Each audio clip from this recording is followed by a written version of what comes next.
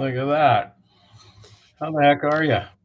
Oh, I'm doing okay. I'm coming from the booming metropolis of frickin' Regina, Saskatchewan hotel room. Is that a suburb of Regina? Frickin' Yeah, Regina? it's a suburb of Regina. And my trusty microphone died like 10 minutes before the show started. So people are just going to have to accept that I'm going to have poor audio quality today, or at least poorer Yeah. audio quality. Well, probably you and me both. Yeah. Well, you know what? I forgot to let you know that in the show notes, I really didn't juggle around any responsibilities or anything. So That's good. We'll do it I the might as same well as start last week. off. Yeah. Yeah, sure. All right. Welcome to this very special edition podcast. You'll laugh, you'll cry, but we're confident you'll come away a better person overall. No, we're not. Yeah, I don't know if we can guarantee that. We're not at all. You see, Mark's already fucking with me. Mark makes a comment. No. This is meta as fuck, because you can probably hear him fucking giggling like a schoolgirl in the background because he's over there sitting on the bed. He's like, I'm so meta right now. Inception. You guys are so progressive. I don't even know what the hell that means. Meta. A meta chick one time. Yeah, how'd that work out? Yeah, well, depends on which one. Yeah, hey, exactly. There's that ended up. Sorry, Joel is joining us. What's up, Joel? Anthony. Yeah. Good day. The proud new owner of EM Precision rifle with Apex Optic. I mean, he owns it. He doesn't have it in his hands yet because I only mailed it yesterday. But he is the owner of it. That's right. He just doesn't know it yet. Exactly. Hasn't received it. Yeah, exactly. Should Not real unless it's in his hands. Considering all of this, I know we were going to talk about it later, but should I tell you the story of mailing off Joel's rifle?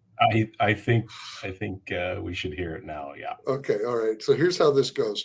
So obviously, everybody who is familiar with the draw knows this already, that the rifle comes with a Pelican hard case. And, those who are familiar with Pelican hard cases know that they're just like the vault cases. They're just giant ass, like, pieces of case. And so it's an interesting thing to send through the mail. So I'm going to send this through Canada Post because, of course, it's a gun. So I'm going to send it through Canada Post. And I decide, well, how exactly do I want to do this? I'm like, I don't want the case getting all dinged up while it's being shipped because, most shipping companies have a history of treating your luggage like it's a fucking curling rock and everything else. So I decide, okay, what I'm going to do is I'm going to put some cardboard on the top of it. I'll put some cardboard on the bottom of it, and I'm going to tape the cardboard to the Pelican case. That way, I assume that they'll probably store this like lying flat, like it should be. And then if they're putting crap on top of it, or if they're bumping it around, at least there's the cardboard that's going to get all scuffed up and not the Boy, case. You're really optimistic, aren't you? This is my thought process. I'm not saying this has anything to do with reality. So I try. First of all, I try to tape the cardboard onto the Pelican case. By the way, guys, packing tape will not stick to the plastic on a Pelican case, just so you're aware. So I kind of everybody has that one family member that when they're wrapping gifts for Christmas, they just they use way too much tape and the whole wrapping gift becomes tape. It was in danger of becoming a little bit like that. So you're welcome, Joel. I don't think I quite got there. I think I did it pretty reasonably, but it was in danger of it for sure. And then I decided, okay, well, I need to protect the rest of it, so I'm just going to cover the whole thing in garbage bags. I've had that done on a couple of rifles sent to me, and it seemed to work pretty well. So I've no thought process behind it other than I've had it done to me. So I'm wrapping the whole thing up. And basically what it ends up with is this giant plastic case that weighs about 38 pounds and is just huge. And luckily, I've got long arms, so I don't have a whole lot of problem carrying it. I just hike it up under my one arm, and I'm rucking it into the post office at my local Canadian Tire. My mistake. So apparently, the post office at the Canadian Tire is not run by Canada Post employees. It's run by Canadian Tire employees that work at the Canada Post counter. And I don't know which is worse, the government employees at Canada Post or the minimum wage employees that are underappreciated at Canadian Tire. But I ruck in there, and I've got 2 guns to send away because I'll talk about this later, but I sent my brand new Sterling R18 back to the Shooting Edge because we're going to put a different barrel on it, and I'm getting an early upgrade that some of the new rifles are going to get. They're going to retrofit that upgrade to mine because, you know, JR is a swell human being. So I'm shipping that off at the same time. I hand them the box. It has the shipping label already on it, and they're like, yeah, okay, no problem. They take that, and then I clunk the big plastic 40-pound thing on there, and they look at it and they go, we can't ship that. And I said, why can't you ship that? They don't have Canadian Tire post offices in Alberta? I guess not. Yeah. Oscar's wondering. So in Saskatoon, Saskatchewan, in the neighborhood of Confederation Park, there is a Canadian Tire at the Confederation Park Mall. And at the back of the store, on the right side is a Canada Post, and on the left side is a Mark's Work Warehouse. That's how it works here. Anyway, so where was I? I plunk it up. They say, we can't ship that. I said, well, why can't you ship that? They go, it's too heavy. It won't even register on our scale. And I'm like, well, it's half on the scale and half on the counter. And she goes, yeah, but it's going to be too heavy. It'll just send our scale wonky. And I said, well, what's the shipping limit? And she goes, well, 25 kilograms. And I go, okay, well, let's like at least give it a try. And she's like, it won't even fit on the scale. And I was like, what are you talking about? So I pick it up and I put it in the center the case on this 1 foot by 1 foot scale. Right. And the numbers start to move. And she goes, look, it's making the scale go all wonky. It won't even register. And I go, what are you talking about? Like, it's just, and as soon as she says it, it stops moving. And it registers exactly 17.69 kilograms, which is what? That's like about 40 pounds, right? Sure. Yeah. Somewhere, maybe a little more. Maybe I'm not good at math. Close. Yeah, give or take. 30, so 36, 25. 37. Okay, 36, 37. Okay. So the cutoff is 25 kilograms. So I'm like, what's the issue here? Mail my fucking package. And so then all of a sudden it's like, well, it's probably going to be too big. And she rattles off something like the dimensions can't be more than a combined 300 centimeters or 300 cubic centimeters or something. Have you read your employee handbook? Exactly. And I said, well, measure it first. Like, don't tell me you can't send it. And they keep trying to tell me you have to go up to the 51st Street large format or large package center, which is like halfway across town. And I'm like, well, at least try it before you slough me off. So they measure it up and they're putting the measurements into the computer, and they're all indignant about it. So like the first measurement is like 100 and some odd inches because it's the length of the case. And they're like, oh no, this is gonna 100 and some odd inches. And so, okay, we'll measure the other 2 dimensions and let's see what we come out at. They measure it up and they're like, okay, no, it accepted it in the computer. Yeah, all like, good. Okay, cool. So you can ship this for me then. And they go, well, hang on here. What's in here? And I go, that's none of your business. What's in here? Right. Like, I don't have to tell you what I'm shipping. Like, I'm pretty sure you're not even supposed to ask what I'm shipping. And she goes, well, if this is a firearm, we can't accept firearms at this location. And I said, well, first of all, I guarantee you that's some bullshit as far as your policy goes. And second of all, I'm not telling you this, but you literally just took a semi-automatic 5.56 rifle from me before we started dealing with this, and you had no problem with that. So basically she goes, and this feels like a case.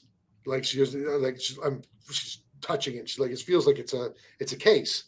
She goes, I need to make sure this isn't a firearm. And I said, well, I said, like, it's not any of your business what it is. I said, this is just as easily a case for a musical instrument.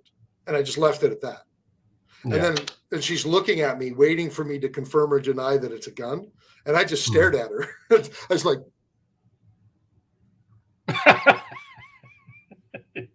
and then like after like 15 seconds, she goes, okay. And then they finished it through the computer. They charged me the money for the shipping. They gave me my tracking number, and I was on my way.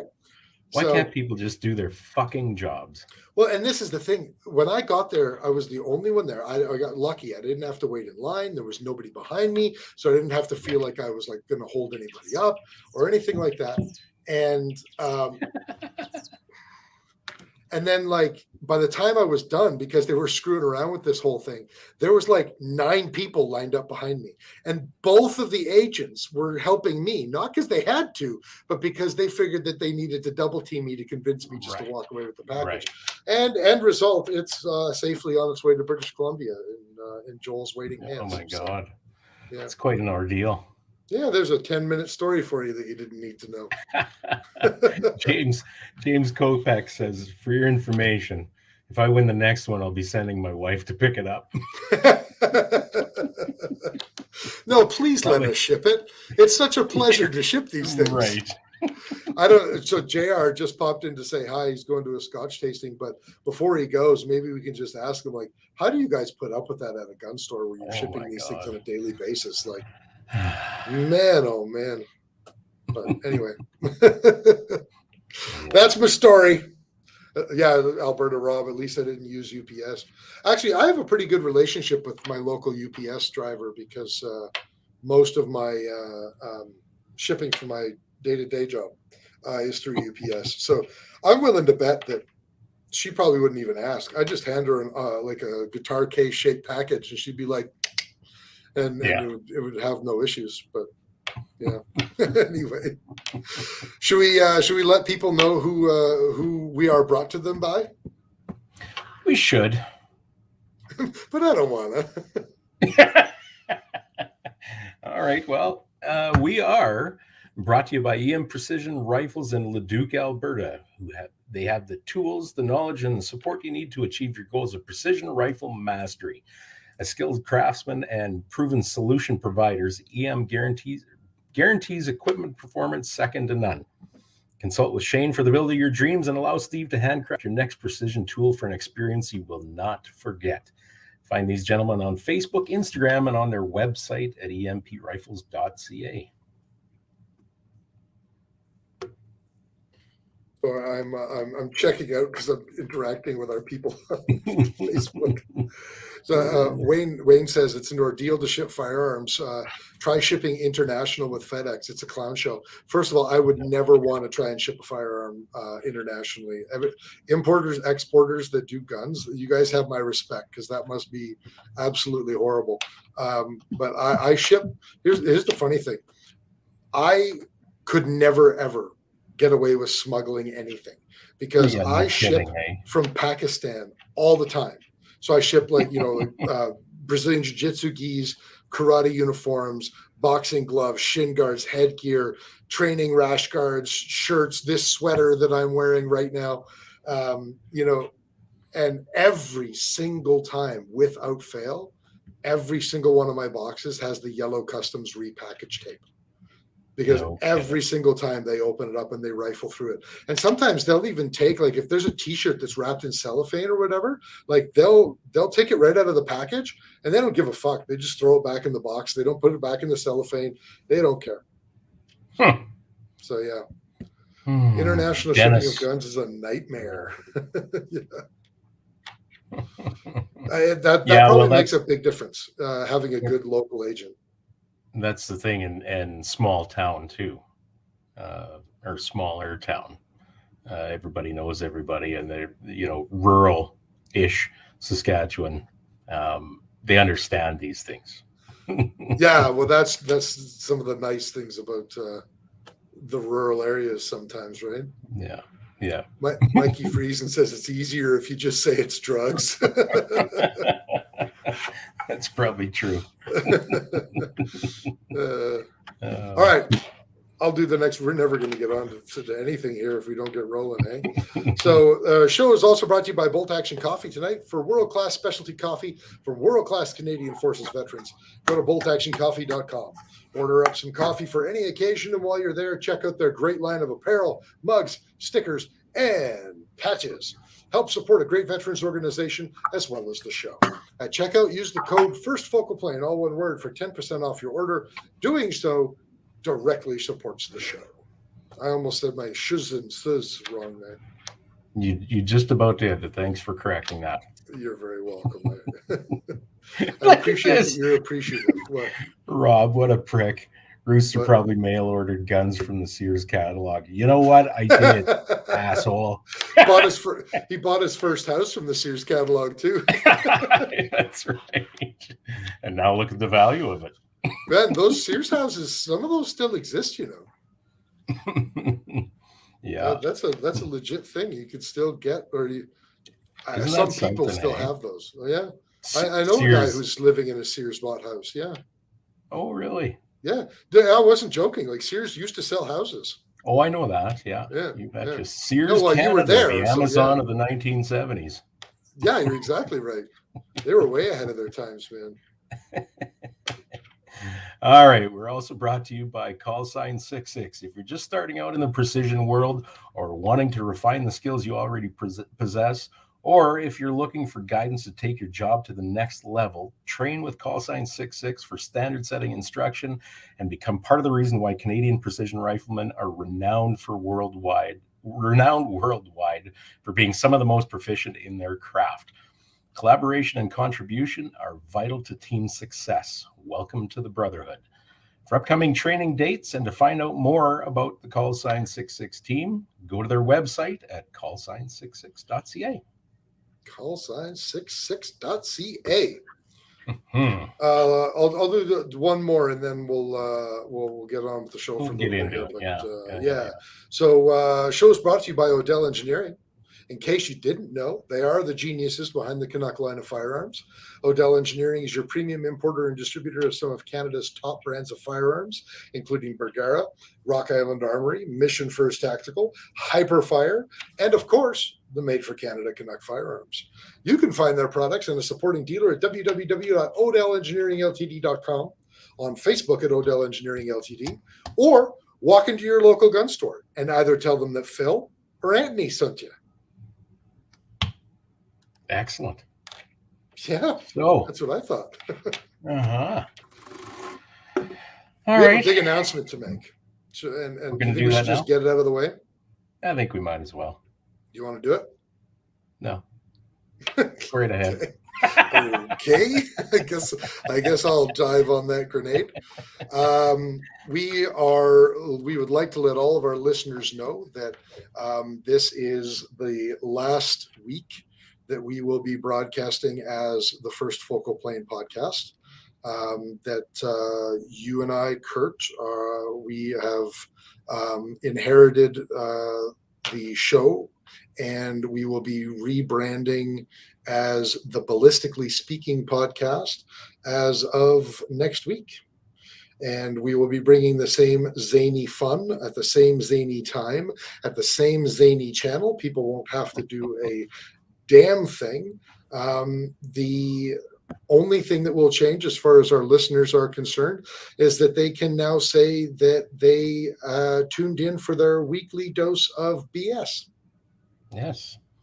Excellent. I think that's a grand idea. A grand idea. and we have a really cool new logo. Yeah. At least we think it's really cool. Should we tell everybody about this little adventure that we went on over the last week? Sure. Let's give her.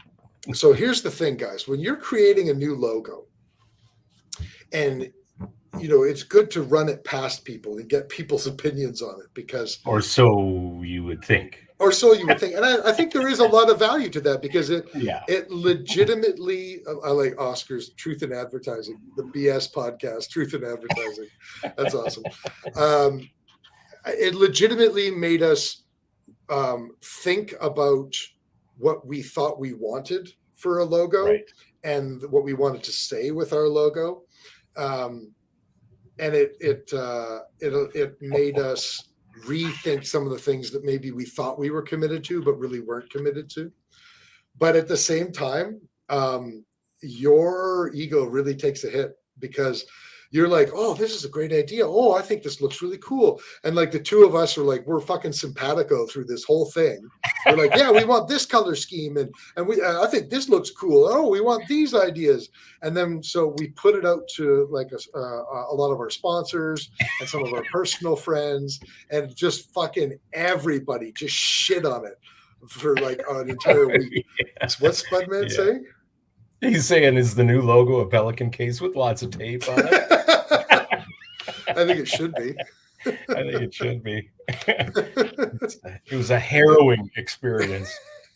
It certainly could be. That's maybe like we could incorporate Canada Post in there. So now we have to go remake the logo. There's a reason why none of your friends have ever been in a focus group, Oscar says. I'm surprised Oscar knows what a focus group is.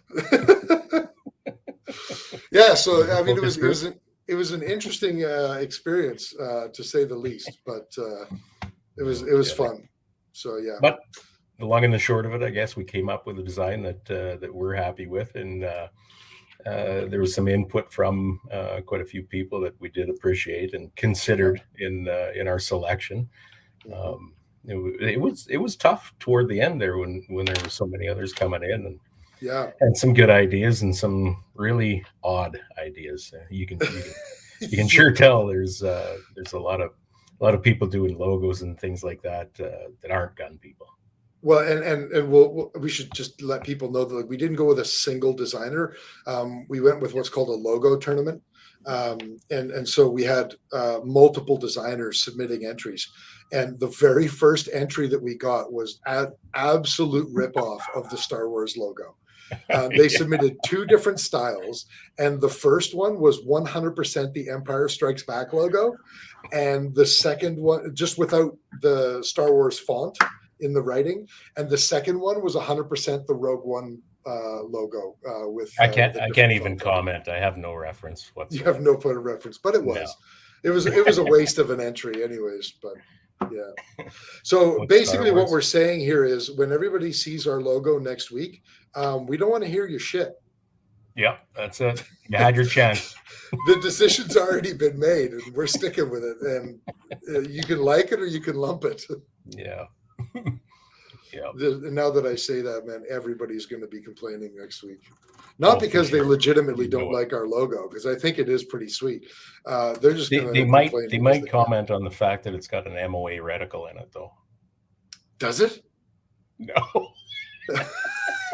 Because that would be so awesome. I didn't even notice. It is actually a mill reticle, though, right? It is. We took the mill reticle. Does it have a reticle in it? Are we going to let that out? Oh, of course, it has a reticle in it. Of course, it has a reticle in it. It has a reticle in it. Why wouldn't it have a reticle in it? All right. Jens is still angry. We haven't. You notice Jens hasn't been on yet. Why is he still angry at me? For what? Because of the rifle choice. Because we put a Ruger 1022 in the logo. That's right. Yeah. Along with the Mosin Nagant. Yeah. Yeah. It's basically just a list, a picture with every rifle that Jens hates. Every communist and 22 caliber rifle on the planet. Yeah. James says his coupon code better still work for his coffee. For the time being, James, yes, it will. Yes. And we will make sure that everybody knows if and when that code changes. When is Jens not? Well, he's not always angry at you, Rooster. He's usually just disappointed. He's not really angry at me either. He's just disappointed. Yeah, well, that's right. Yeah, yeah. But you know what? He spreads it around pretty evenly. Yeah. Yeah, that's true. Yeah, he shares a lot. He's a good sharer. Yeah, he of is. anger. Yeah, Wayne actually just hit the nail up on the head here. We missed an opportunity. We could have done a logo with a Type 97 and some sort of Chinese reticle on it. Dear God. We're trying to break into the Asian market, so with our podcast. So we just put a Type 97 on the logo. Oh, it's kind of like here what we they're go. doing with the movies now.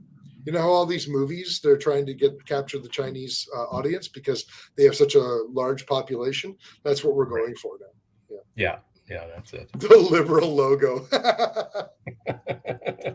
The logo with the most votes did not win, just like the federal election. He's actually not wrong. The logo with the most votes didn't win.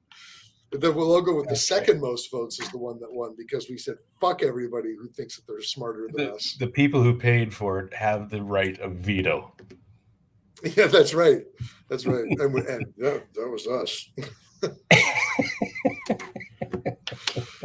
Well, so that's that. I think. Yeah.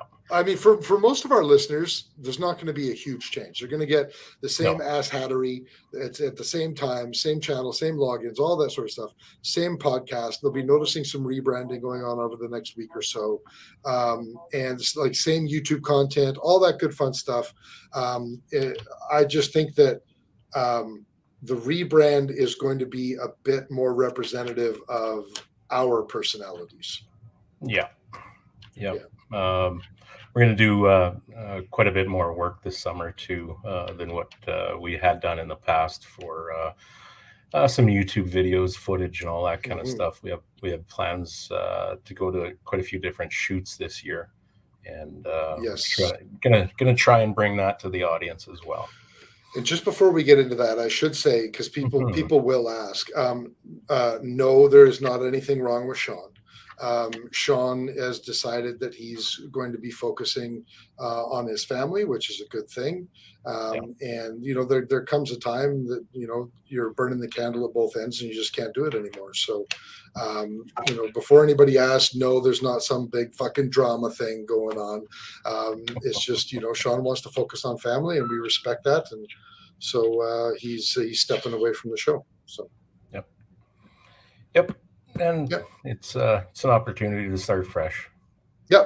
Start fresh, a little bit new, tiny bit different directions, some new directives as well. New directives. That's a good distinction. Yes. I learned that when I sit in on these construction management meetings, tucked way back in the corner, with, you know, just hunkered down with my mouth shut. Yeah. I learn big words sometimes. Yeah. Hey, that's a word I can use in my everyday life. What's that? Directives? Just whatever you're learning. Hunkered, directives, all of the above. Yes. Tangible metrics. Yes. KPIs, all those words. Ooh, key performance index. Yeah, exactly. Key performance indicators. Is it key performance index in your industry? Because that's fucked. No. What is that what I said? Index? Yeah. So you guys do use key performance indicators as well? No, fuck no. We're the construction side of things, not the bullshit mining side. Like, we get shit done. You know what I love about our listeners? We don't have time for key performance indicators. The indicators, that shit is not done. So you better get your fucking ass out there. That's a performance indicator. Well, it's how many people's asses are out there? It's an indication of my patience. You know what I love about our listeners? They're always trying to be helpful. Rob has a new word for us to pick up: cacophony. Oh, damn it! Yep, there's a word we can use. I saw that in Reader's Digest once, but I couldn't read it. Yeah, I thought it was sarcophagus. Slightly different word.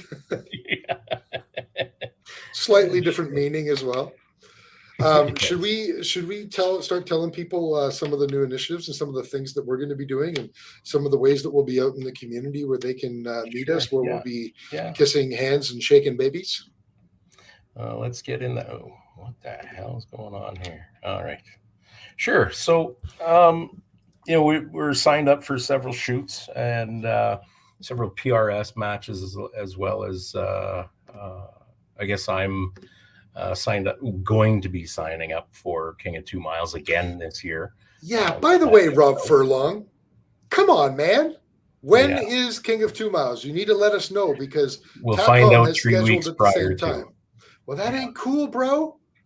That ain't that's not going to work. If anybody knows Rob Furlong or has his email address or even better, his phone number, can somebody just get him a message out and say, hey, TACOM is September 9th, 10th, and 11th.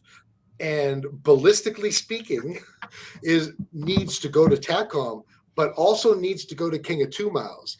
And we need to know if we can go together or if we have to split apart and go separately because they're at the same time. Those flights are getting more expensive by the day. Oh, then that's the truth. Yeah. Yeah. I notice it's like crickets now. We ask people to contact Rob Furlong and nobody wants to respond now. Right. I'm sure he's listening. Going back a bit, Oscar says, I bet Rooster can dig a hole real fast in those meetings. I don't know what you're talking about. I'll tell you one thing, though. My blood pressure increases exponentially in those meetings. Don't take your Fitbit into those meetings because you'll break it. Yeah, no kidding. Yeah. So I guess the first event that we're going to be going to that's coming up is going to be June 4th, right? Yes, that's right. And that's a Sapril event, right? Or is it? It is.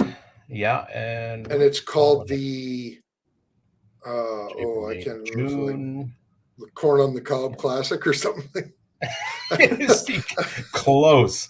It is the Cactus Cup. The Cactus Cup. Yes. Yeah, I think somebody should make the Corn on the Cob Classic. I see an opportunity there. I don't know. Absolutely. At the end of the day, what you do is at the beginning of the day, everybody, as part of your entry fee, you have to bring 2 cobs of corn wrapped in aluminum foil. And when you come in, you drop it in a giant pit that's full of charcoals. And then we cover that giant pit in sand. We shoot the match. And then at the end of the day, we all eat corn on the cob. There's got to be at least one stage where you're using a cob for a rest or something. I think there has to be a stage where a cob of corn is the target.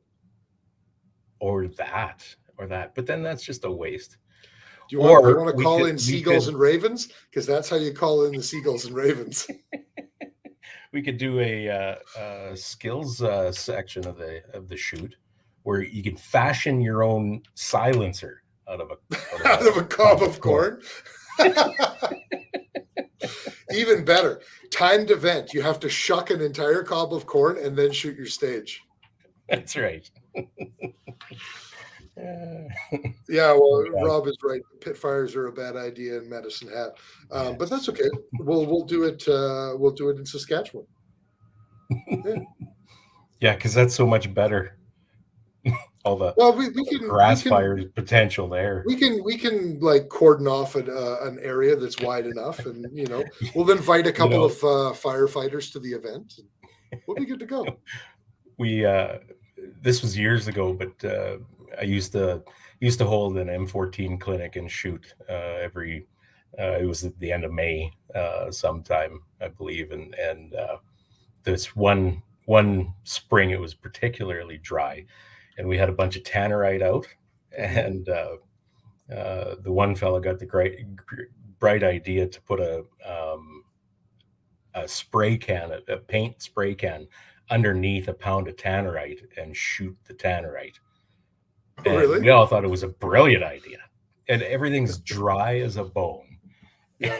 And he shoots this pound of tannerite, and it goes up, and there's probably a 16-foot fireball comes out. We're all giggling like a bunch of 13-year-old girls at a Backstreet Boys concert. And then all of a sudden, all the grass fire all around. I'm like, boys, shovels, jump in. Let's go. Yeah, exactly. Before this thing gets out of hand. Anyway, so that same weekend it's going to be a bit of a tight weekend. Mm-hmm. So we're going to go visit Oscar at the Nose Hill Gun Club that June 3rd to 6th weekend. So we'll show up there. We're planning to show up there maybe Thursday, probably definitely Friday. And then book her down hour and a half to Medicine Hat on Saturday to shoot the Cactus Cup. Yeah. Hike back to Consort, and I'm driving. Just Saturday so you know, night. you can hike if you want, but I'm driving. Yeah. It's shut up. I'm sorry. Carry on. You'll probably drive. I'll hitchhike. Yeah, in my passenger seat. And then continue the weekend with Oscar at Nose Hill Gun Range. Yeah. Gun Club, I believe. So Oscar says we need to check a map. It's not 1.5 hours. Okay, let's have it then. What is it? How long is it, Oscar? I hope it's shorter. Yeah, that would be great. That would be fantastic. If it's longer than 2 hours, then Oscar's not going to see me until after the Cactus Cup. I'll drive straight into Medicine Hat. I'll shoot the Cactus Cup, right? And then I'll drive out there on the Saturday. Okay. Yeah. Are you shooting it? Did you get in? I don't know. I thought you were getting my ticket for me. Am I not shooting it? Listen, I'm gonna have to check that. I'll be there whether I'm shooting it or not. Okay. If I can shoot it, then I will shoot it. Well, we'll see. 325 kilometers from Sarre, Alberta to Medicine Hat. So what?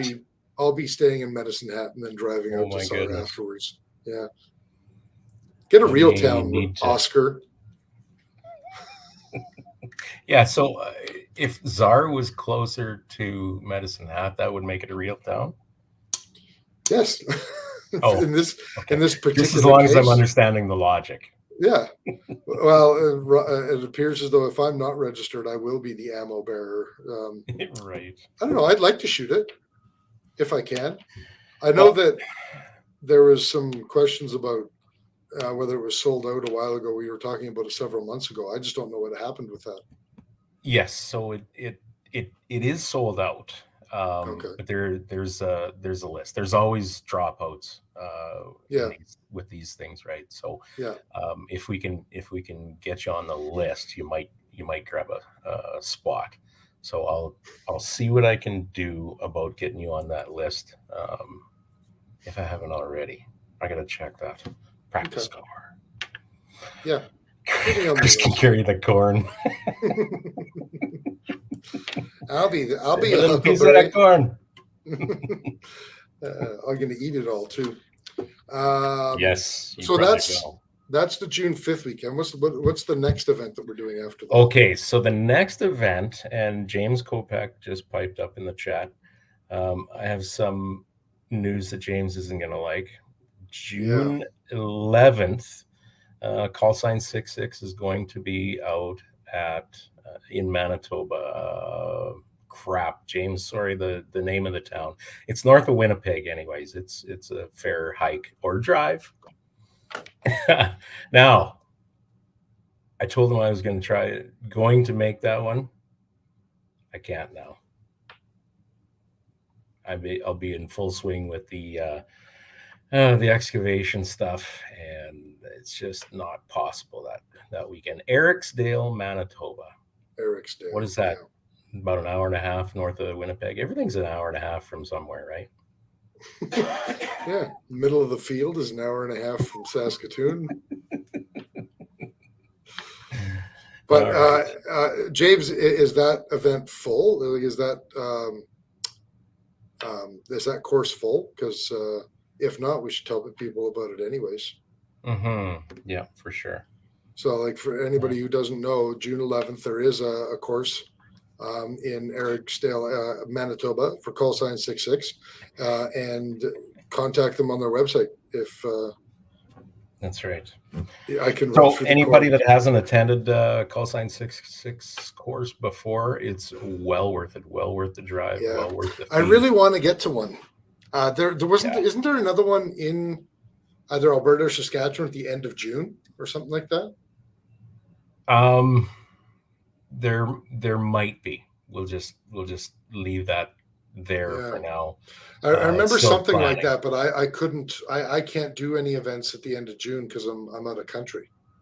I just Mhm. remember there was something like that, but yeah. Right. So in Yeah. terms of Well, events that we can make it to, what's the next one that we can make it to? the ones that we can make it to. Well, there are a couple in June. I'll be away working, but the LRSS Rimfire in Assiniboia is Oh June yeah, 18th and 19th. yeah. And then there's the Prairie Classic. That's a Saprel Prairie Classic, I believe, Medicine Hat, Alberta, June 25th and 26th. Yeah. That's one I really wanted to get to as well. That may have been the But one that I was thinking of because I'm not yeah, there, but yeah. right. So I can't get to that one either. I'm away working again. And that same weekend, there's another LRSS Rimfire match in Moosomin, um, June 25th and 26th. So Right. I won't be at that one either. Scotty Chitchell will be there. Everybody Yeah. loves Scotty. Scotty Scott. Scotty and his new bike. apparently it doesn't have a dent in the gas tank. I'm not sure the significance That's of that. right. I'm not. Yeah. Oh, Doug Rodenbush, CRPS in Medicine Medicine Hat, Hat, May May 14th. 14th. May 14th. That's only a couple weeks away. Yeah, what am I doing May 14th? There you go. I can't remember. I'm not sure. Yeah. I can hardly take care of my schedule, let alone I know, yours. let alone mine. Mine's Yeah. stupid. So then there was one around the July 9-10 weekend that you're going to, isn't there? That's right. The Cypress Showdown, way down southwest Saskatchewan, July 9th and 10th. So yeah, Right. I've signed up for that one, and I'll be going. We're trying to get together with a couple of guys here to figure out carpooling or motorhome pooling, maybe. Mm. I That's gotta finish my that's a trailer. real. Oh yeah, I need that's a a good real electrician. consideration now. Hey, What is motorhoming? well, no, paying for fuel to get to these matches and that. Yeah, it That's really is. unbelievable. Yeah. Like it The only shit part is that it's hard to take a bunch of people and guns in a small fuel efficient car. Mm-hmm. Like we went to LRSS, there was you, me, and Adam. Mm-hmm. But I mean, if we had anything other than 22 rifles, we wouldn't have been able to do it that way. Oh, no kidding. Well, you think of that case that you just shipped off to Joel, Exactly. times 3. Exactly. Yeah. Yeah. Like you can go by yourself, or with you and one other passenger, and make all that fit. But yeah, it's an interesting thing. We're gonna have to look for a little trailer for your car or something. Well, that's a possibility. That is a real possibility. So Doug says, you already said the CRPS in Medicine Hat, May 14th. There's a Northern Rimfire Series match on May 14th on Battle Hill as well, Dan says. There's a lot going on now, and I think that's a great thing. Like across the country, people are starting to peek their heads out and put these competitions and stuff out. So that's good stuff. So after July, what else? What are we going to next after July? Well, now let's not forget about the rest of July. At least the ones that I know of. There's the Vortex Rifleman's Team Challenge in Miami, Manitoba, July 22nd to 24th. Mm-hmm. And that's one that I would really enjoy going to. But again, I'm away working. Mm-hmm. And the following weekend, LRSS, the Long Range Steel Slayers, is having a rimfire match out there, same place, Miami, Manitoba, July 30th and 31st. Right. And then look at camping. Nancy and me, July 29th. Oh, look at you. Yeah. Isn't that nice? So we get into August, and LRSS has a rimfire match in Ericsdale, Manitoba. Mm-hmm. Yeah. August 13th and 14th. What's quacking there? The vibration on my phone.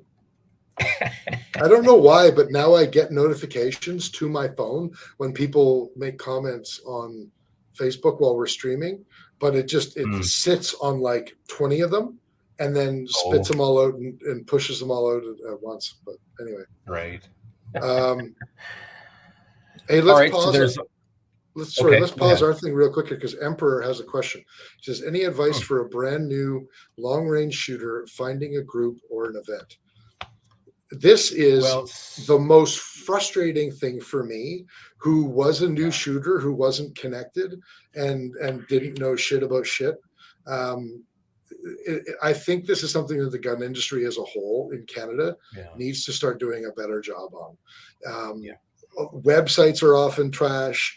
There's no centralized place. I mean, there's Practice Score, but I mean, you get people that don't put their events up quickly enough, or Practice Score itself is not the most user-friendly website.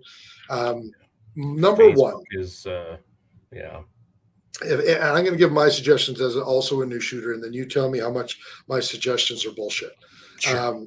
Number one, get connected to your local club somehow, and don't just mean like your local range, but like your local group of competitive shooters somehow, because they'll talk about it, you'll know about it, you just get involved there.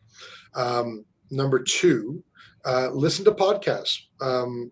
We talk about upcoming events a lot. Not as much over the last. Slamfire Radio does. Slamfire Radio does. They have a whole segment actually on every show where they talk about upcoming events. And I think that Slamfire is probably, they do that better than we do even. So, I mean, I'll give credit where credit's due. We are still way more handsome, but they do have their a specific segment dedicated to upcoming events. So that is definitely cool. And as you go along, you'll get used to like what CRPS is a what's the word I'm looking for? Like a promoter. LRSS is a promoter. SAPRL promotes. As you go along, you'll find out what organizations put on events, and just follow them on Facebook or wherever you can. Yeah, you know what? A lot of the gun stores are aware of upcoming events as well, matches and stuff like that. There's quite a few gunsmiths around too that follow that sort of stuff. Like Shane with EM Precision knows. God, he knows a lot of what's going on around the country. Give them a call. Give Shane a call. Yeah. Don't bother Steve. He's busy building stuff. Just call Shane. Don't ask him about his business. Just ask him what matches are coming up. He'll love that. Yeah. Robert Bouchard corrected me. It's the MDT Rifleman's Challenge in Miami, Manitoba, not the Vortex. I'm screwing up all over the place. I didn't even. Have a good night, Doug. I didn't even notice that you had said that. Oh well. I probably wouldn't have corrected you anyway. Yeah, probably not. So then we have August coming up. Is there anything in August? Yeah, there's August 25th weekend. There's the LRSS. There's the CRPS Sniper Series out at my range, in Saskatchewan near Saskatoon. When is that again? The 25th weekend. What is that? Hey, I think I might be able to make that. Oh, is that right? That would be good, Chris. I gotta look at my June, July, August. I think it is the 25th. You guys can correct me if I'm wrong. I should probably know. Well, the 25th is a Thursday. Hosting. Mm-hmm. Yeah, I know that. Okay. Yeah. But I should be able to. I didn't set it up. Yeah. What's that? I should be good for that, hopefully. Yeah. Doug and I are partnered up in that. You and Doug are? Me and Doug, yeah. Okay, well, me and Jens are going to partner up. You wish. Yeah, I don't think I could ask him. A spot for you. Here. That's what he's saying right now in front of his. Actually, I guarantee you, he was sitting in front of his screen when I said that, and I guarantee you went, "That's what you think." Yeah. Not likely. It's not really much his accent, but that's okay. There. You need an RO. So there you go. Jens will RO, and he'll probably spot for you and swear at you in German.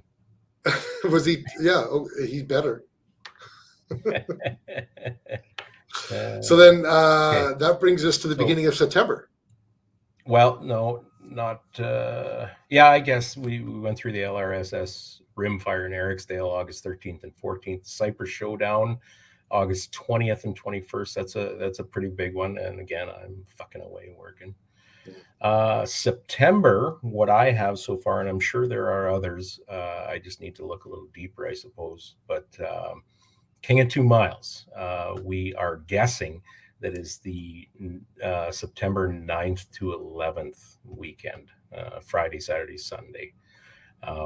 It's the same weekend that it happened last year, but as Kris said, Rob Furlong is not he's not forthcoming with that date earlier than necessary. I think we got 3 weeks notice last year, 3 or 4 weeks, something like that. Jens just said August 31st furlongs. He also called me an idiot in German. So now what Jens is talking about is the ELR camp at Furlong's Range, August 31st to September 1st. Yeah. Okay. So it's not a competition per se, but it's a course. He's calling it the ELR camp, Extreme Long Range Camp. So where I'm going to go learn how to shoot, and Jens is going to go learn how to spot, since I'm a shitty teacher. He's got the shooting part down right. And we both need practice spotting. So I wonder, so if he's doing his ELR thing that weekend, it almost stands to reason that the next weekend would be his King of 2 Miles. And here's my question: How does he have the ELR training already booked, but he doesn't have King of 2 Miles already booked? These are questions that I cannot answer. I know. Mm-hmm. I know. Yeah. We should ask him. What the hell? We should bring him on the show and ask him. We should actually, if you can ever get a hold of him. He's not terribly active with the contact. The medias. So he's probably not watching the show right now and yelling and screaming at us for calling him out on the podcast. No. Just say, Rouse, you're a fucking clown. I always knew that. One more piece of confirmation. So all of this stuff that we have planned, we have some camera equipment and some sound equipment and stuff like that. We'll be doing interviews and trying to get some action footage and stuff like that. Now, what maybe not everybody knows is your participation in this is a rather new thing. Well, before we move on to that, your shooting. Okay. Did you mention? Well, we already mentioned that we're going to be at TACOM. Move on. Okay, go ahead. Well, we're going to be at TACOM. And that's it. That's it. One or both of us will be at TACOM. That's all anybody needs to know. When is TACOM? September 9, 10, 11, 12. Nope, 9, 10, 11. Okay. I'm flying back on the 12th. Oh, I see. Yeah. All right. You'll miss King of 2 Miles then, maybe, if it's the same weekend. Yeah, it would be really nice if it wasn't on the same weekend. Because then both of us could go to both King of 2 Miles and both go to TACOM. This is the kind of respect we get. Yeah. I finally get to meet you fuckers at TACOM, says Dan Castillo. So on one level, it's nice because he wants to meet us. On another level, we're just fuckers he's going to see at TACOM. He's just going to deride the shit out of us the whole time. It'll be like Shooter McGavin on what was that Adam Sandler movie? Happy Gilmore. Yeah. Jackass. You suck. You hear him halfway across the venue. Jackass. Or not Shooter McGavin, but the guy he hired. What do they say? No such thing as bad press? Is that right? I thought that was. I don't know if it's true. Apparently, we're going to find out from Dan. But all right. So now can we get into the rifle? Right now. So I just want to hear from you. What do you think from a new precision shooter? What do you suppose first Can we even steps call are? me new? Can we just say like someone who has decided to start doing some precision shooting? Are you sensitive to No, I just getting haven't called done new? it. I just haven't done it yet. What we're talking about is intention. I can't be called a precision shooter until Right. I've actually Okay. done it. Okay. Not fairly, anyway. For an intended precision shooter, what do No, you even suppose better. would? Yes. Uh, that's to say that there's no guarantee that you'll be successful in it, In fact, right? the odds are stacked against me. How so? Well, I'm probably not going to be very good at it. That's Well, just not going to with be that the way fucking it is. attitude. No, that fucking attitude. Well, I'll pull the trigger. If the bullet lands where it's supposed to land, that's in God's hands. Oh, here we go. I If you're sensitive, we'll break so you, and so that's soon okay. enough. So in your training, there Yeah. will be beatings that you can't fight back, though. Oh yeah, you guys can fucking try. Like I'm confident with that. Okay, you hear that? I need reinforcements, you guys. I mean, like you guys may be able to outshoot me, but I'm pretty confident in a hand-to-hand fight. I'm gonna bring out the bolos again. Yeah. You mean like those fucking things that you throw at a person and it ties up their legs? That's right. Yeah, that'll even the odds pretty well, I think. Oh, maybe I better start training too. Yeah, I mean, I'm not. I'm certainly not the best out there with their hands, but I'll give it the old college try if somebody tries to aid me. Well, I just got to stay to the outside, I think, and that's a long fucking way with that reach. Well, that's the problem is you have to be all the way out or all the way in. Yeah. Yeah. All right. So get the learning postcard. So getting back to this, so we already started a little bit at your place, setting up your dies, trying to get the right cartridge headspace in your rifle set up and sizing and everything. Now, how'd you make out with where I left you? It's sitting there gathering dust. I haven't touched a fucking thing. In my defense, I have been busy with our rebranding, with my business, with my truck breaking down. The sun was in my eyes, and yeah, right. It was windy out. No, I Is don't that have net regulation size or what? Yeah, exactly. There was a storm like 450 kilometers away from my city, and I was scared, so I couldn't go into my basement. I don't have any good excuses. I haven't worked on a single thing. I mean, well, look at it this way. Joel won that rifle last Friday. I just mailed it out yesterday. And not because I wanted to delay mailing it out, but I physically could not leave my gym during the day until yesterday. So I fully intend to, and not this week either, because I've got somebody in from Florida this week, and then all this coming week I'm in Montana. But this coming weekend, I intend to get some of that brass done up. Right. Dan's asking what happened to my truck. Well, some asshole broke into it and tried to hotwire it and failed miserably, but did succeed in causing a lot of damage to the truck. And even though I've replaced the ignition cylinder and the steering column, I am now having a plethora of electrical issues. So, yeah, that's what happened. Anyway, carry on. What's going on?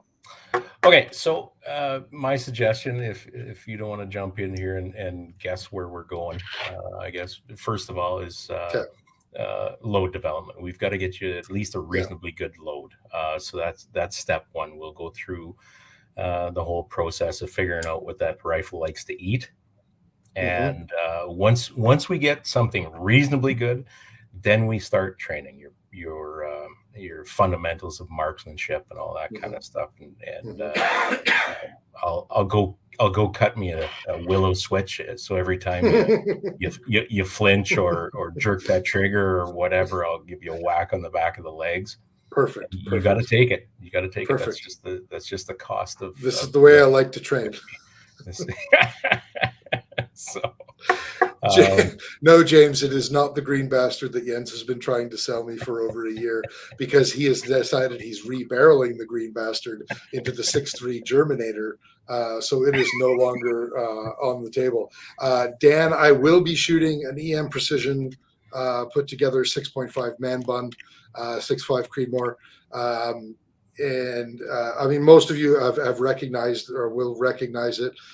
It was Sean's rifle. Sean has graciously decided to sell it to me in order for me to get into PRS. So it'll be the tan. It's a K-Dex Sheepdog, if I'm not mistaken, isn't it?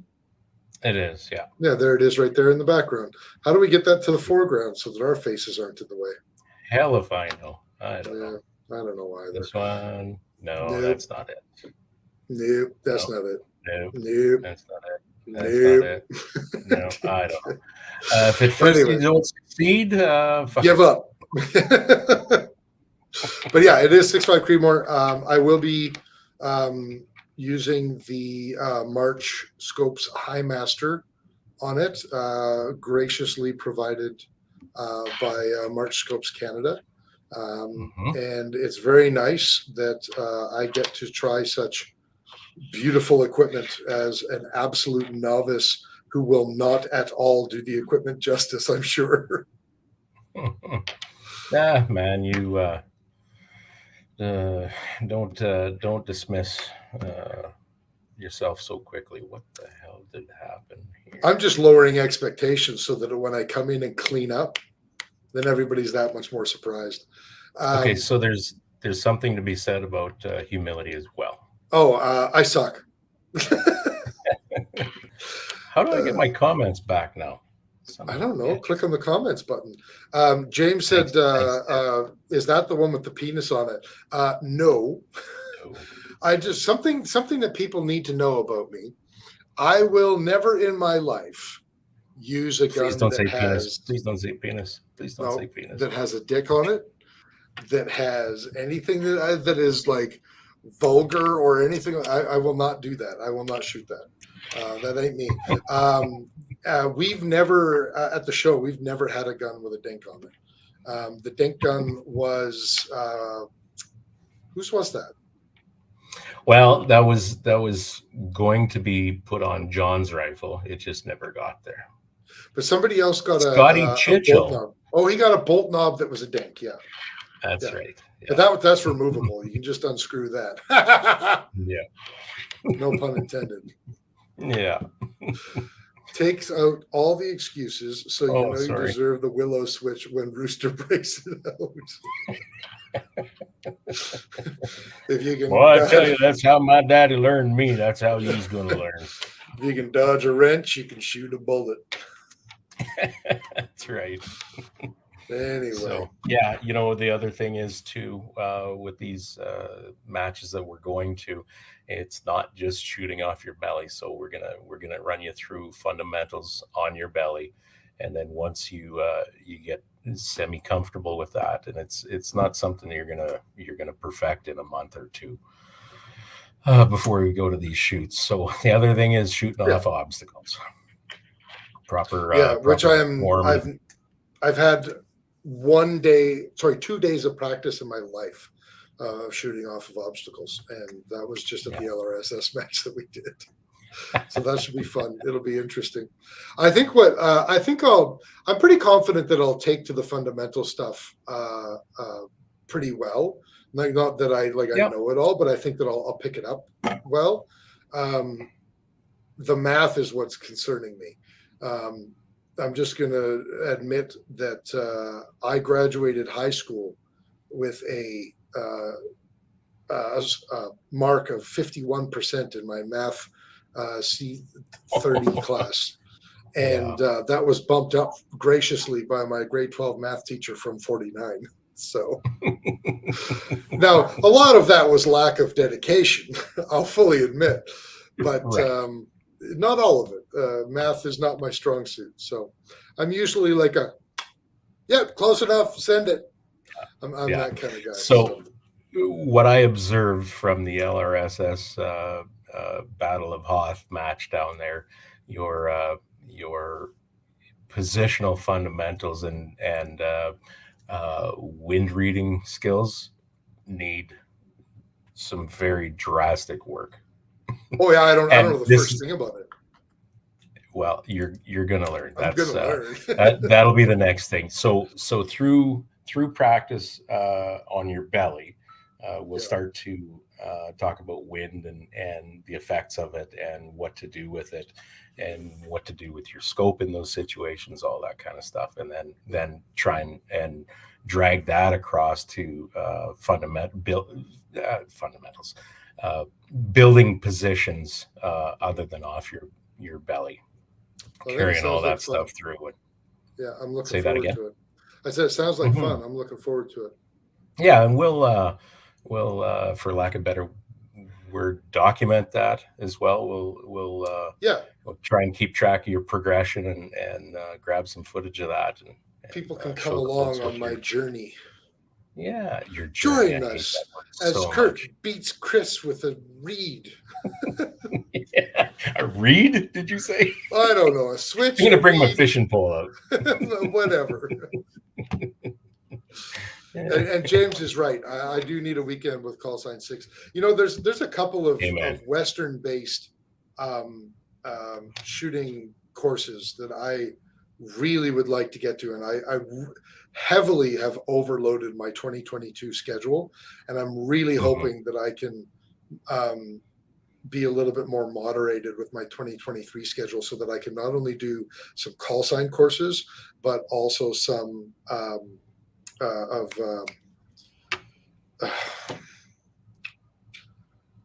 Ben's organization, Ben Clicks. What's that? Sorry. Yeah, Ben Click's organization. The logo is right here in my mind's eye. Yeah, I know. Oh my God, I'm terrible. What is wrong with me?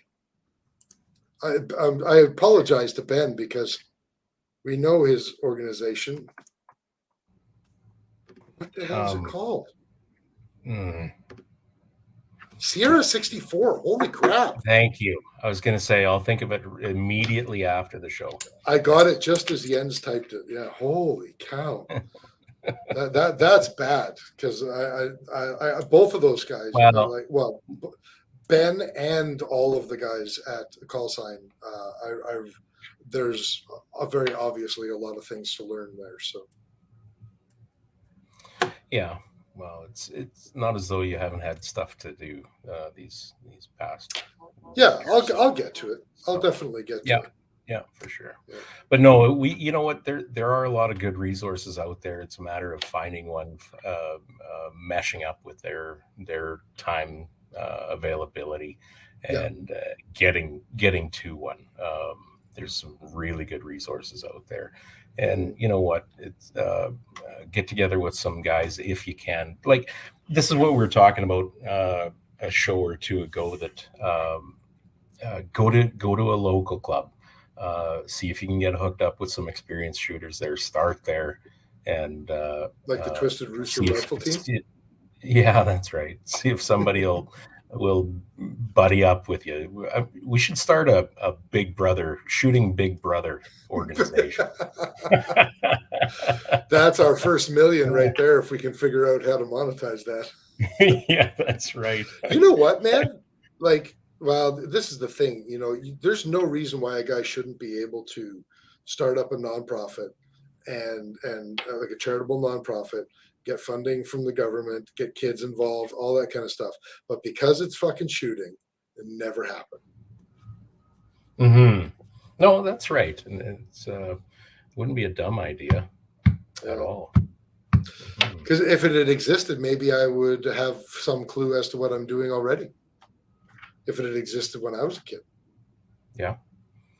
Yeah, you know what? I'd heard of an organization in Ontario that started something like that. And of course, I can't recall, even if it still exists, or when it did exist. And well, the reality is, I mean, we've got great businesses like Sierra 64 and Callsign that are doing that sort of stuff. Right. We do have nonprofits like Maple Seed that are teaching, the basics, the fundamentals, which is also great.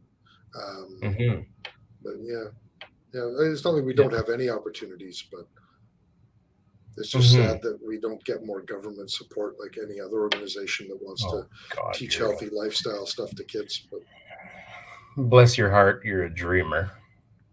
Am I ever? Am I ever? Well, and you know what? Thinking about that sort of thing and where to get information and that, there are places like Sniper's Hide and Canadian Gun Nuts. Like there's lots of information on there. However, you have to be extremely careful with the information that guys put on there. There's a lot of people that either have dangerous practices or they really don't know what the fuck they're talking about, and they're just internet heroes, right? But it's vitally important, I think, to get together with a guy that you can verify knows his stuff. And there are a lot of people too, and I don't mean to berate anybody or anything, but there's a lot of people that have been hand loading for a lot of years, and they will tell you it's I think largely it's those people that will tell you that they really know what they're doing with hand loading and all that kind of stuff, and I can show you exactly what you need to do. It's usually those ones that are a little bit dodgy. Usually the guys that really know what they're doing tend not to talk about it a whole lot, but will offer you information. The thing is, you gotta learn on your own as well. You gotta, just like everything else, right? You gotta put in that effort. I can't. Well, there's no substitute for experience. No, that's right. Yeah. You betcha. Well, I guess that's that. We'll make sure that people come along on my journey so that those who are already experienced shooters can laugh at me incessantly, because people seem to like to do that. And the people who are new shooters like me, maybe they'll be able to get some benefit out of it too. But that's definitely something that we'll be focusing on in the upcoming year. And so, look out for that content, I guess, is really what it comes down to. Yes, podcast. Sorry, I'm just typing here. Oh, okay.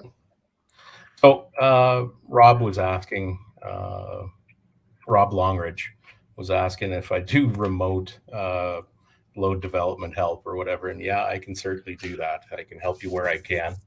$3.99 a minute. Yes, call 1-900. You need a 1-900 number. Does Reloader, is that a 10-digit? 1-900 Reloader? No. Sure.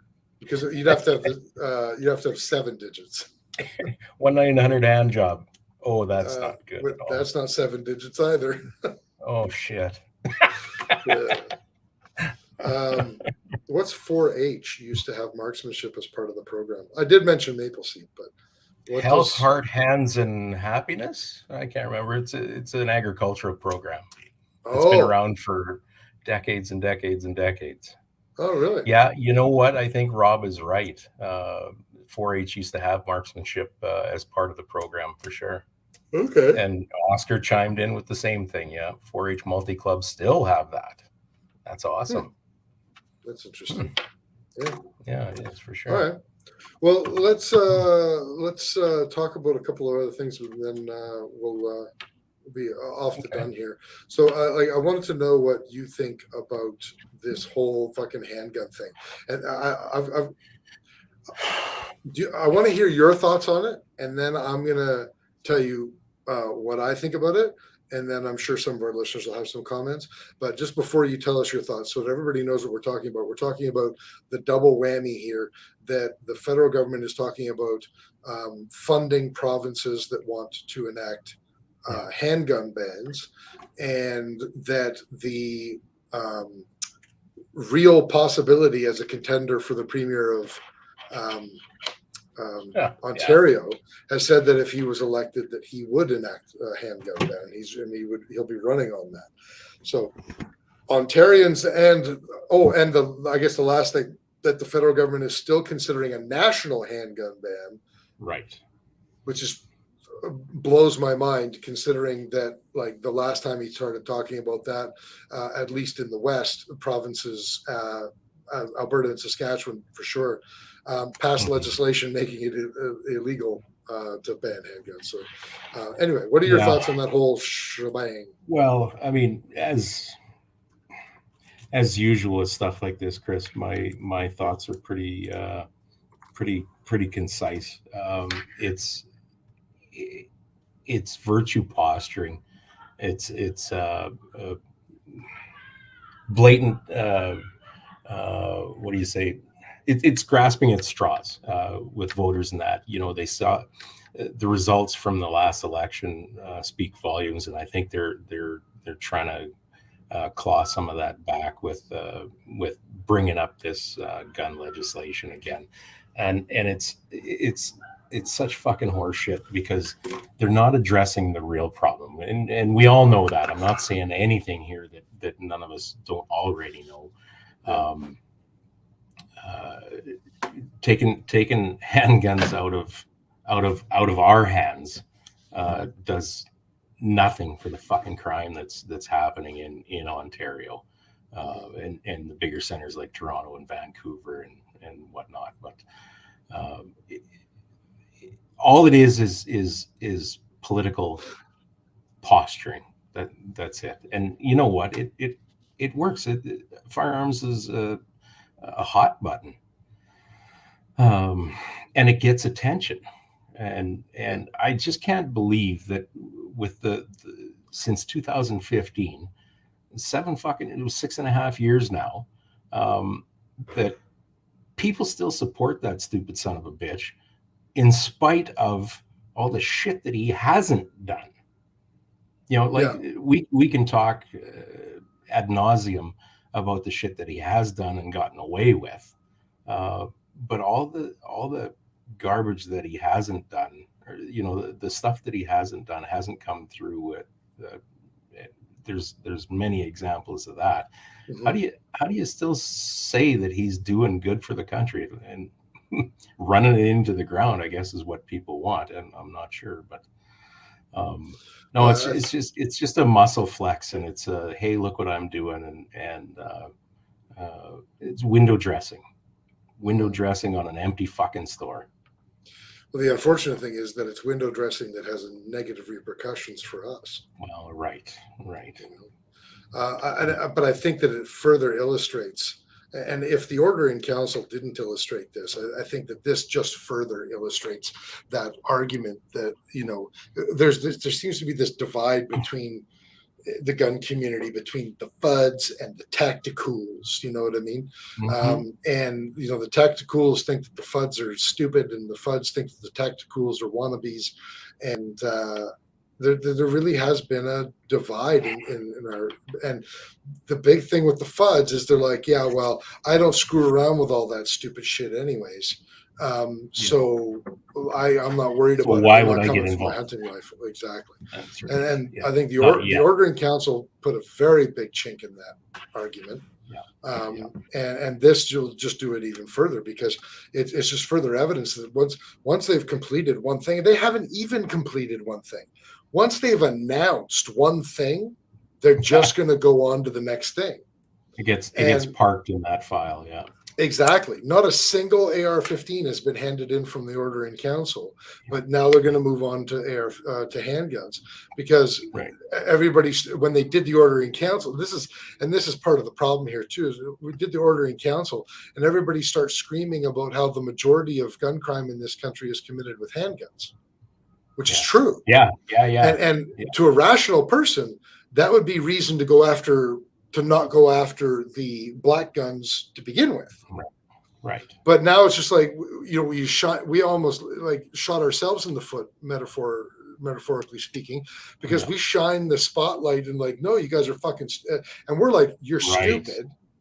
it's handguns anyways, so your I was stats are thinking fucked about up and that. you have no evidence base. And then they're like, oh, so now you've put Oh, the handguns in the public consciousness, so we'll just ban those too. And we're kind of like a damned if we do, damned if we don't kind of a situation. yeah. And I think it's a bit of a tightrope walk that we have to walk, because I think public education is the way out of this. But I think, Well, public education and getting our shit together as a fucking group. You well, know, that's it's true. That's true. and But I I think mean we've been trying that for decades now, long and I time. don't know Yeah. what the answer is. Well, I think when it Thanks, comes but right down to it, the FUDs and the tacticals, for the most part, I think still vote conservative. yeah, Like they're more unified on that point, at least. right. But are they unified in funding the organizations that are trying to increase public awareness and increase public education? Yeah. Maybe some, but I'm not sure that they're quite as unified in that regard. But what's Oscar saying here? 100% of crime is committed by criminals, and a very large percentage of repeat offenders. Locking up criminals might actually target the correct group. And I think in a very basic level, I think that that's correct. Yeah. However, I think that when it comes to crime, an ounce of prevention is worth thousands of pounds of cure. And locking people up that have committed crimes is, I think, essential, but I think it's also like treating the symptom. And I think that The problem is there is no deterrent. Yes, well, that's Right? true. Yeah, that's true. But it's interesting. I was listening to Jordan Peterson's podcast just a little while ago, and he had a statistician on, and they were talking about something that was very interesting. Jordan Peterson was talking about something that was very interesting. He was saying that that psychologically speaking, people, especially men, have the need to be seen, to be heard, and which means we have to have things. We have to have status, right? Yeah. And if we cannot achieve status through the the systems that are available, then we will attempt to achieve status by hook or by crook. Yeah. And so when we have a society, and when we have when we have a society that is designed to create inequality, to create castes, for lack of a better word, the people who are the have-nots, they don't lose that desire for status, to be seen. No. They just aren't able to achieve it through the system the way that the rest of us are, but they'll still try to achieve it. And they'll achieve it by stealing the rims on that car, or they'll achieve it by, getting money by holding up a convenience store. And I'm not saying these are smart ideas. I mean, most of these people are fucking inept and well below the average IQ. But the point is that Jordan Peterson was talking about is that this is a psychological need. Yeah. And so by creating these sorts of things, we haven't been able to figure out a system that doesn't create inequality. So you're always going to have crime. Right. But and knowing that, it kind of illustrates the futility of trying to baby-proof society, because it's not going to stop criminals, because it doesn't take away the overarching psychological principles that lead to the most crime in the first place. But this is what our government does and has traditionally done for decades upon decades. They put a bandage on the fucking leak in the pipe. Yeah, well, exactly.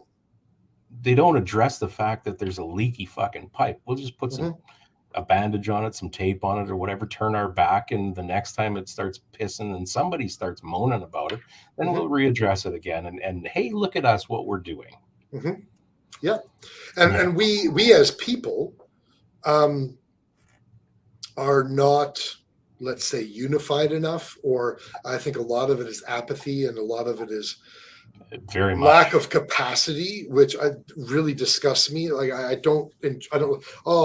people, you have this argument, oh, well, people are just busy trying to live. They don't have the capacity to worry about what the government is doing. Fuck you. Their world has gone like this. Yeah, you need to expand your fucking capacity. That has to be a fundamental principle in our society. That has to be something that we value. The seeking improvement.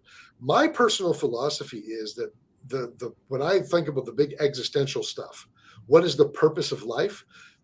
I've decided that the answer to that question is to improve on a personal level, on a societal level, and in any group level that you're a part of, big or small. For sure. And so I don't have a lot of time for this argument that, well, people don't have the capacity. They're just trying to stay alive. Well, something that I struggle with is the individuality that is so prevalent now, right? But we're so reliant on the rest of the herd. Now, the health of the herd starts with the health of the fucking individual, right? Yeah, true. Yeah. Healthy individuals make up a healthy herd.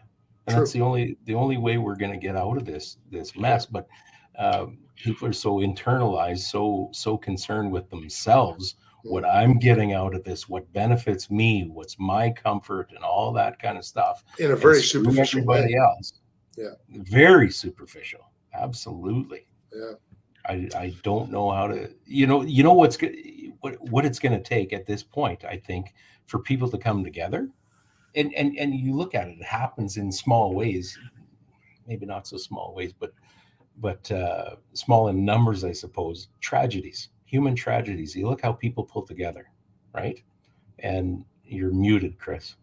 I don't know how that just happened, but okay. Am I back? I think, yeah, you're back. Yeah, I think that there's going to have to be some real bad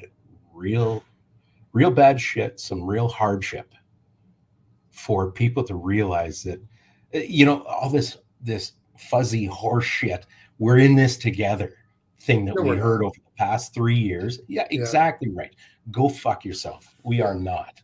Yeah. And you look at all the shaming and shit that went on over masks and vaccinations and all that kind of stuff. We're further apart from each other than we've ever been. Yeah. Well, this is part of I'll sum up by saying that I'll let us move on after this, but I think that a big part of the problem is that everybody used to have a sense of the bigger picture. Even if you were a conservative and I was a liberal, we could have those fundamental disagreements, but as long as both of us understood that both of us have a purpose in society, then we're good to go and we can function as a society. Right. Well, there's a lot of things we don't necessarily have to agree on. And there are a lot of things that you're not going to do as a conservative out of respect for the other end of society. And there's a lot of things that I, as a liberal, is not going to do because of out of respect of the other end of the aisle. What's happening now, both politically and socially, is we are actively trying to fuck the people who don't agree with us. Mm-hmm. And the liberals are actively passing legislation that fucks conservative voters. Yeah. And, right now, the woke, the left have a little bit of the upper hand in terms of the power dynamic of what's going on. And that's where cancel culture comes from. They are actively trying to fuck the people who don't agree with them. And some of them deserve it. I mean, I don't think that anybody can really argue that what's his tits there that was basically raping actresses for 40 years. What the hell was his name? Harvey Weinstein. Like nobody can really claim that Harvey Weinstein shouldn't have been outed decades ago. You know what I mean? Yeah. But I mean, by the same token, did we really need to fire Don Cherry? Yeah. Well, that's the thing. This business of shutting people down or doxing them, canceling them, it's just malicious. All that kind of stuff. It's malicious because people can get away with that now. Yeah. Because there are people that come to their defense. Whereas not too long ago, somebody came out with a stupid fucking idea or treated somebody poorly, simply because they disagreed with that person. And somebody else would say, hey, calm the fuck down or you're going to get your mouth slapped. That's the problem, is nobody gets their goddamn mouth slapped anymore. I do agree with that. As somebody who slaps mouths for a living, I do agree with that. But I also think that there's just no more live and let live. No, you know there's not. Because by the same token, there's live and let me fucking dictate to you what you should be doing with your living. Exactly. It's live my way or don't live.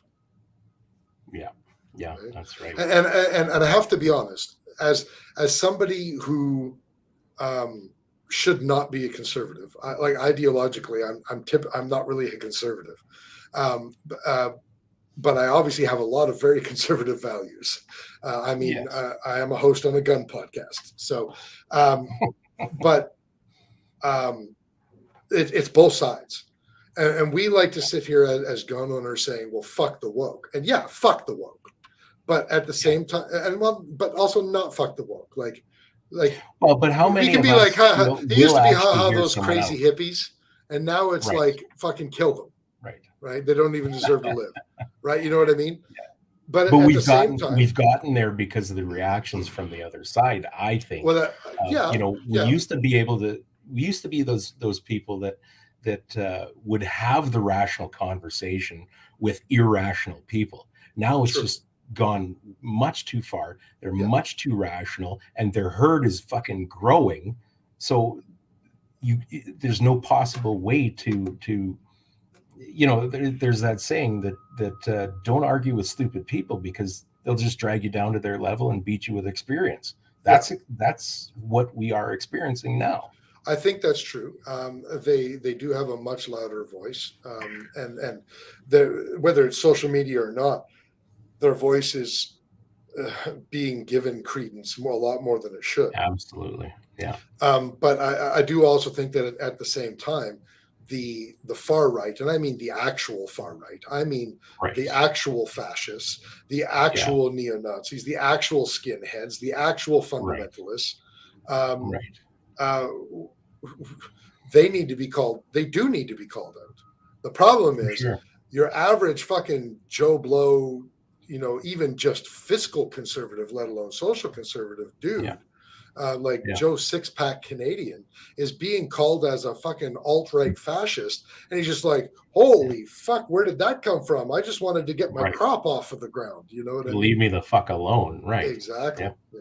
But anyway, what a terrible way for us to end this conversation. Kind of is. Way to go. I'll say this. You took us there. I know. Let me finish by saying this, though. I've been doing some more testing with the WK180C Gen 2. And actually quite surprised. I just did a little bit of a test with steel-cased ammunition. And I'll be putting a video out of that pretty quick. I just wanted to give us a chance to announce the rebranding before I did that. So people can look out for that for those who are interested in the Gen 2 WK. And once I get those sweet upgrades from Sterling, I'll be starting to put some Sterling videos out on the R18 as well. And then obviously we already talked about people can start looking for some PRS content from us as I start getting to learn how to do that stuff and stumble my way through that. And the reloading and testing bits too. The reloading and testing. Yeah, exactly. Yeah. Oh yeah.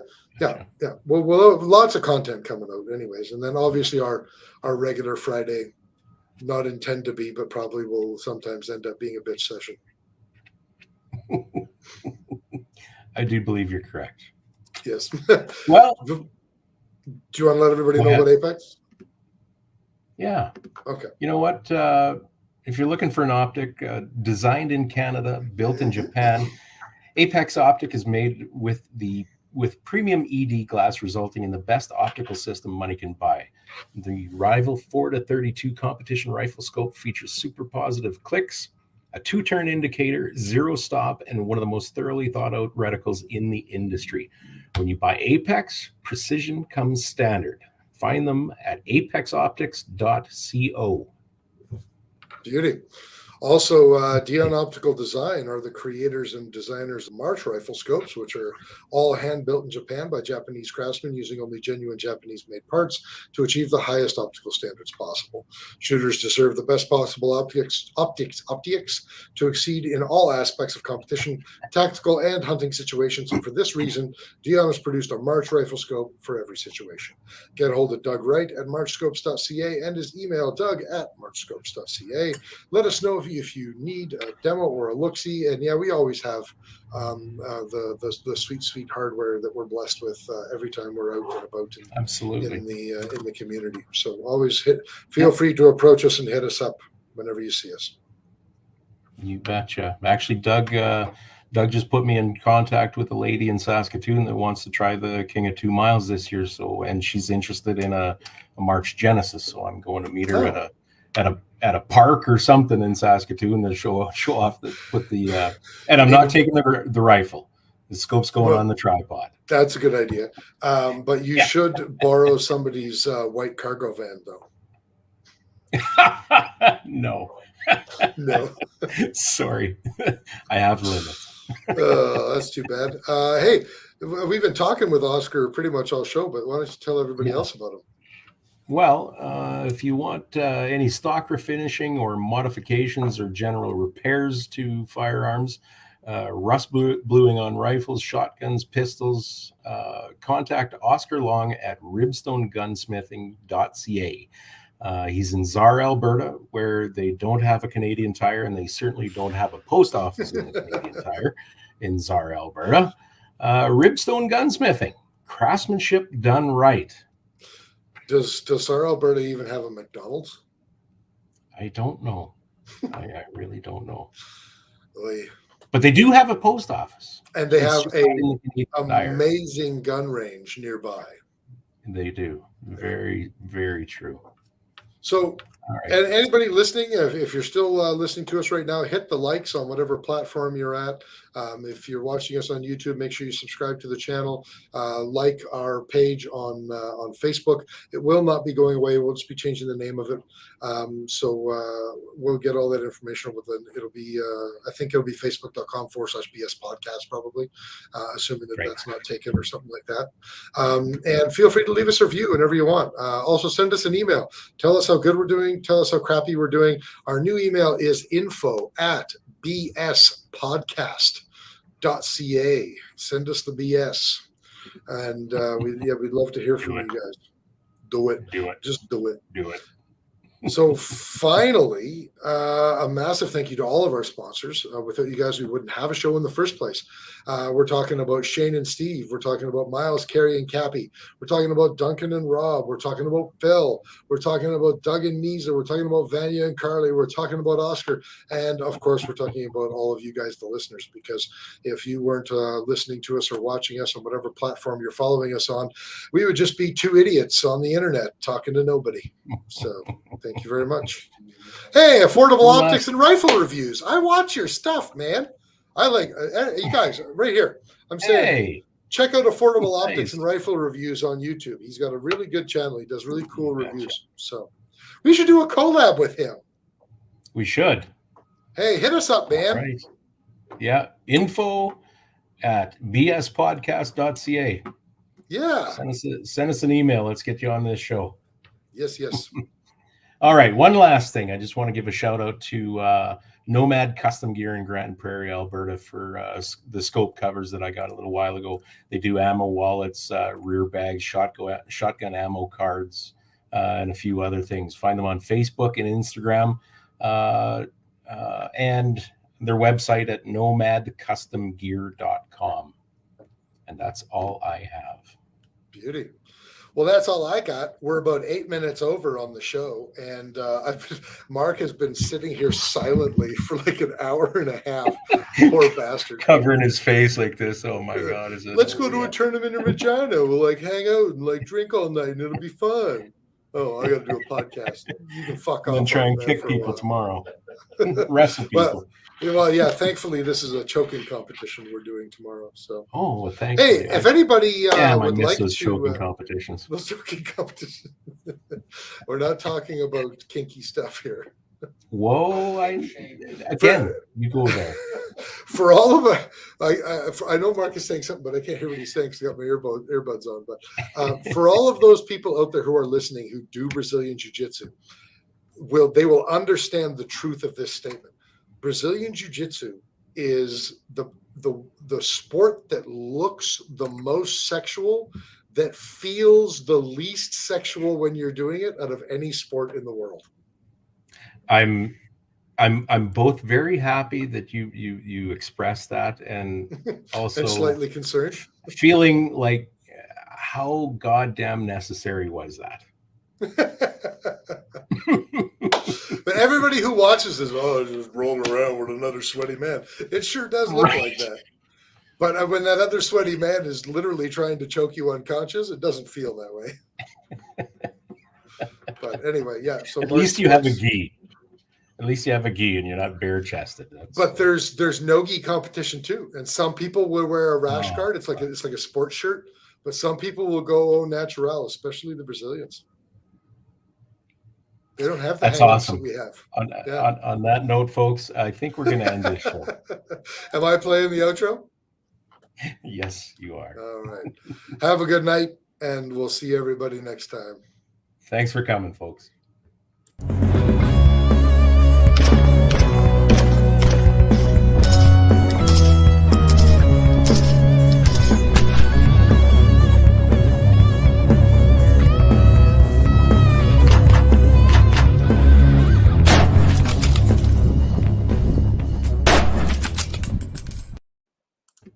No, we didn't.